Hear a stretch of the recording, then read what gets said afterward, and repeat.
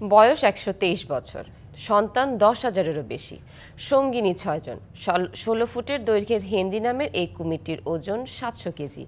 দুটি বিশ্বযুদ্ধ সহ নানা সংকট পেরিয়ে এখনও বেঁচে থাকা এই কুমিরটিকে সবচেয়ে বয়স্ক বলে দাবি দক্ষিণ আফ্রিকার স্কটবার্গের ক্রোকওয়াল্ড সংরক্ষণ কেন্দ্রের। এখানেই ৩ দশক থেকে বসবাস হেনরির। কুমিরটির জন্ম ১৯০০ সালের ১৬ ডিসেম্বর দক্ষিণ আফ্রিকার বোতসোয়ানার ওকাভাঙ্গো দ্বীপে। ওকাভাঙ্গো দ্বীপ আবার ইউনেস্কোর বিশ্ব ঐতিহ্যবাহী স্থান। তার ভয়ঙ্কর দাঁতের সারি আর একটি মিনিবাসের সমান দেহ মনে করিয়ে দেয় হেনরির ভয়ঙ্কর অতীতের কথা। ২৫০টিরও বেশি ডিজাইন অপশন নিয়ে ওয়ালটন স্মার্ট ফ্রিজ, বোঝে আপনার প্রয়োজন।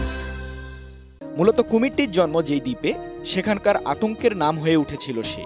১৯০০ সালের দশকের গোড়ার দিকে বোতসোয়ানার উপজাতিদের মাঝে একটি কুখ্যাত পরিচয় গড়ে তোলে হেনরি।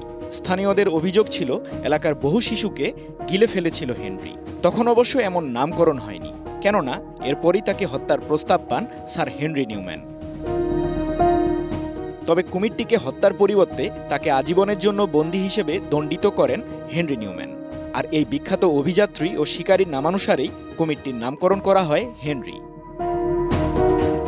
হেনরি হল নীল নদের কুমির, সাব-সাহারা আফ্রিকার ২৬টি দেশে পাওয়া প্রজাতিগুলোর একটি। গত ৩ দশক থেকে হেনরি দক্ষিণ আফ্রিকার স্কটবার্গের ক্রোকওয়াল্ড সংরক্ষণ কেন্দ্রে বন্দী, আর বন্দিদশায় থাকা প্রাচীনতম কুমিরদের একজন হেনরি। তার আকার এবং বয়স বিস্মিত করে দর্শকদেরও। সৃজন মাহমুদ, ডিবিসি নিউজ ডেস্ক।